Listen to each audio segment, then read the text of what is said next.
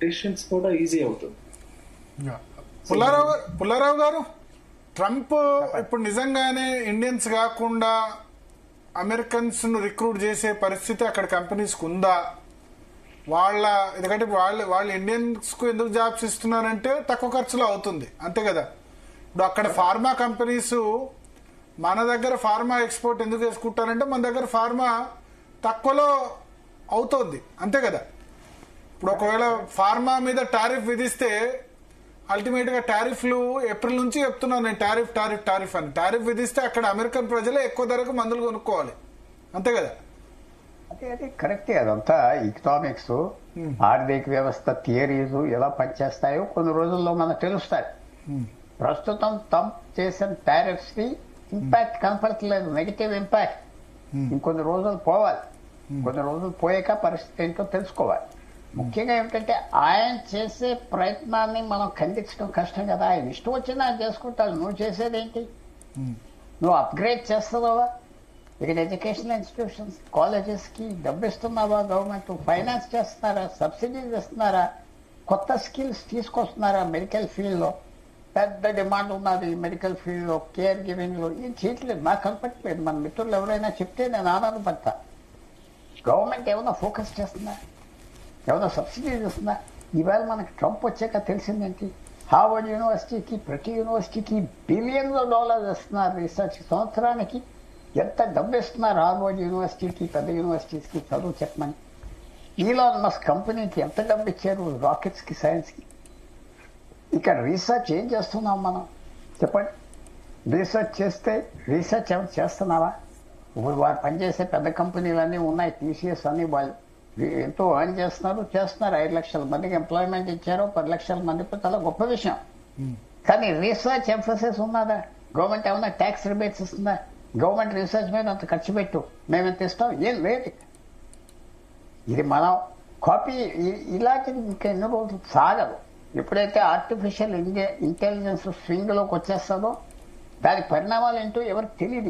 ఇంకా ఎవరికి అంటే నేను ట్రంప్ మాటని కంపెనీస్ సీరియస్ గా తీసుకునే అవకాశం ఉందా? భారతీయుల జాబ్ ఆపర్చునిటీ ఏదైతే తప్పకుండా తీసుకోవాలి. ఎందుకంటే ట్రంప్ చేసే పని ఏంటి? అక్కడ ఎదిరిపోతున్నారు చాలా మంది.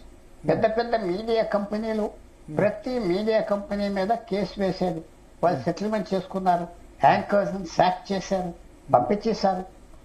ఎందుకంటే ఆ ప్రెసిడెంట్ తో గొడవ ఏంటి? ఈలాన్ మస్క్ పరిస్థితి ఏమైపోయింది? ఆయన రాకెట్స్ కి అట్లకి డబ్బు ఇవ్వద్దు, గోల్డెన్ డోమ్ అని కట్టబోతున్నారు, ట్రిలియన్స్ ఆఫ్ డాలర్స్. ఆడి కంపెనీకి ఇవ్వద్దు, పోతే పోయింది అంటున్నారు. సో ఎవరు వ్యాపారం చేసేవాళ్ళు ముందరకు రారు, మెల్లిగా చేస్తారు. కానీ మిత్రులు చెప్పింది ఏమిటంటే అంత సింపుల్ కాదు. ఆ స్కిల్స్ మనకున్నంత కాలం వాళ్ళ గ్లోబల్ కేపబుల్ సెంటర్స్ పెట్టి ఇక్కడే మనతో పనిచేస్తారా? అక్కడ తీసుకెళ్తారా? అక్కడ తీసుకెళ్తే అవసరమా? ఆ స్కిల్స్ మనకున్నంత కాలం టెక్నాలజీ కంపెనీ చీఫ్స్ లెక్కపెట్టు. యాపిల్ చీఫ్ ఇందాక చెప్పానో లేదో మీకు ఉదాహరణ. అక్కడ ఫ్యాక్టరీ పెట్టుందంటే విన్నాడా? వింటూ మానేశాడు. ఇంక ట్రంప్ తో సంబంధం కట్ చేసుకున్నారు. వైట్ హౌస్ కలిసలేదు. సో ఇప్పుడు యాపిల్ విననంటే మిగతా జియాంట్స్ కూడా వినరు కదా. మైక్రోసాఫ్ట్ అయినా, టెస్లా అయినా. టెస్లా ఎలాన్ మస్క్ ట్రంప్ కు ఆల్రెడీ విభేదాలు వచ్చేసాయి. ఇప్పుడు ఒక చిన్న విషయం ఏంటంటే టెక్నాలజీ గురించి అమెరికా అడ్వాన్స్ లో ఉన్నది ప్రపంచంలో. ట్రంప్ ఏమన్నాడు ఈవేళ వైట్ హౌస్ లో? మనం టెక్నాలజీ ఆ ప్లాట్ఫామ్స్ అయ్యి ఆర్టిఫిషియల్ ఇంటెలిజెన్స్ మనం మెయింటైన్ చేయాలి, చేయకపోతే చెప్పలేదు, కూలిపోతుంది. చైనాకి లీడ్ వచ్చేస్తే టెక్నాలజీ గురించి అమెరికా అడ్వాన్స్ గా ఉన్నది. అది ఆస్తులు పాస్తులు ప్రపంచం మీద అది పెద్ద పవర్ఫుల్ గా అయిపోయింది. అది వాళ్ళు మెయింటైన్ చేసుకుంటారు. ఒక రోజు వస్తుంది, టెక్నాలజీ లీడర్స్ అందరూ గవర్నమెంట్ కి చెప్తారు నువ్వు తగ్గిపోవాలి, లేకపోతే మేము వ్యాపారం చేయలేమని. వచ్చే రోజు భారతదేశం తేవాలి, మీ స్కిల్ వల్ల, మీ ప్రవర్తన వల్ల. నేనేమంటున్నాను, ఇక్కడ స్కిల్స్ పెంచుకోవాలి, అప్డేట్ చేసుకోవాలి. ఆ ఫోకస్ గవర్నమెంట్ చేస్తుందా అంటే నాకు కనపడట్లేదు. ఏదో చేసుకుంటున్నారు కదా అని వదిలేశారు. ప్రైవేట్ సెక్టర్ ని గాలిపటం లాగా వదిలేశారు. కాబట్టి ప్రమాదం వస్తుంది. ఒక ప్రెసిడెంట్, యుఎస్ ప్రెసిడెంట్ ఆ మాట అన్నాడంటే మళ్ళీ వేధిస్తాం. ఎన్నో కారణాలు ఉంటాయి, ఎన్నో స్టైల్లు ఉంటాయి. వీసాలు కట్ చేస్తారు, అక్కడ ఉన్న వాళ్ళు గ్రీన్ కార్డ్స్ క్యాన్సిల్ చేస్తున్నారు, ఏడిపిస్తారు, బెదిరిస్తారు. మనం చేయగలిగిన ఏం లేదు. మన స్కిల్, మన ఇంటెలిజెన్స్, మన ఎడ్యుకేషన్ అదే రక్షణ, ఇంకోటి లేదు భారతదేశానికి. అది మనకు డెవలప్ చేసుకోవాలి. అది మన సాఫ్ట్ పవరు, మన హార్డ్ పవరు అదే. అది నాకు కొద్దిగా కనపడట్లేదేమో అనుకుంటున్నాను. కొద్దిగా ఆ రీసెర్చ్ ఎంకరేజ్ చేయట్లేదు, ప్రైవేట్ సెక్టర్ రీసెర్చ్ ఎంకరేజ్ చేయట్లేదు, అప్గ్రేడ్ చేయట్లేదు. మన ఫిలాసఫీ అంతా, పొలిటికల్ ఫిలాసఫీ ఏంటి, అంతా ఫ్రీ ఇద్దాం, ఫ్రీ ఫ్రీ ఫ్రీ ఫ్రీ. ఇప్పుడు ఆల్రెడీ ఇప్పుడు ఆర్టిఫిషియల్ ఇంటెలిజెన్స్ తో చాలా cost cutting, man power cutting జరిగిపోతుంది కదా. సో ఇప్పుడు ట్రంప్ వార్నింగ్ ద్వారా దీని ఎఫెక్ట్ ఇండియన్ ఎకానమీ మీద ఎంత ఉండే అవకాశం ఉంది? ఎందుకంటే ఇప్పుడు మీకు హైదరాబాద్ ఈ విధంగా డెవలప్ అయిందంటే because of software industry. Correct. మీరు కొత్త టెక్నాలజీ వచ్చాక ఉద్యోగాలు పోతాయని మీరు అనుకోవద్దు. కొత్త టెక్నాలజీ వచ్చాక కొత్త అవసరాలు వస్తాయి, కొత్త నీడ్స్ వస్తాయి. దానికి చాలా అంటే ట్రంప్ దాని గురించి అనట్లేదు. ఆర్టిఫిషియల్ ఇంటెలిజెన్స్ వల్ల తక్కువ మ్యాన్ పవర్ తో ఎక్కువ పని చేయాల్సి వచ్చింది ఒకటి అనుకోక్కర్లేదు. ఆర్టిఫిషియల్ ఇంటెలిజెన్స్ వస్తే కొత్త యూజర్స్ వస్తాయి, కొత్త ఎంప్లాయ్మెంట్ వస్తుంది. బ్యాంక్ లో కంప్యూటర్లు వస్తే 30 సంవత్సరాల క్రితం మీకు ఉద్యోగాలు పోతాయన్నారు, పోలేదే. బ్యాంకింగ్ పెరిగింది కదా, ఇంకో రకంగా మారింది కదా. ఆర్టిఫిషియల్ ఇంటెలిజెన్స్ వస్తే ఏ రకంగా లైఫ్ మారుతుందో ఇంకా ఎవరు అసలు ఆలోచిస్తుంది.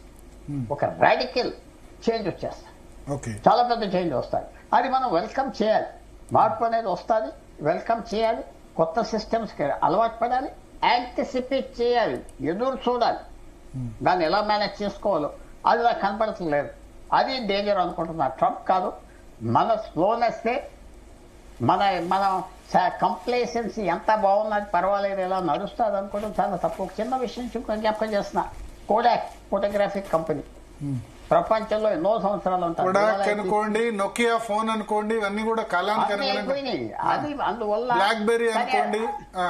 కానీ ఫోన్ లో ఫోటోగ్రఫీ వచ్చింది, ఉద్యోగాలు పెరిగినాయా లేవా సాఫ్ట్వేర్ వచ్చాక? అన్నిటికంటే ఆ ఇంటెల్ అనే కంపెనీ చిప్ చేసేది ప్రతి సంవత్సరానికి పవర్ డబుల్ అవుతుంది. అంటే ఇంకా డబుల్ అవ్వే కొన్ని కొత్త అవసరాలు వచ్చినాయి, కొత్త యూస్ వచ్చింది, లైఫ్ ఇంప్రూవ్మెంట్ అవ్వింది, హెల్త్ ఇంప్రూవ్మెంట్ అవ్వింది. ఇవన్నీ జరుగుతున్నాయి. మనం వెల్కమ్ చేయాలి. కానీ మన ప్రభుత్వాలు, మన కంపెనీలు రెడీగా ఉన్నాయా, అసలు ఆలోచిస్తున్నారా దీని మీద అంటే నాకు కనపడదు. భాస్కర్ గారు ఇప్పుడు మొదటగా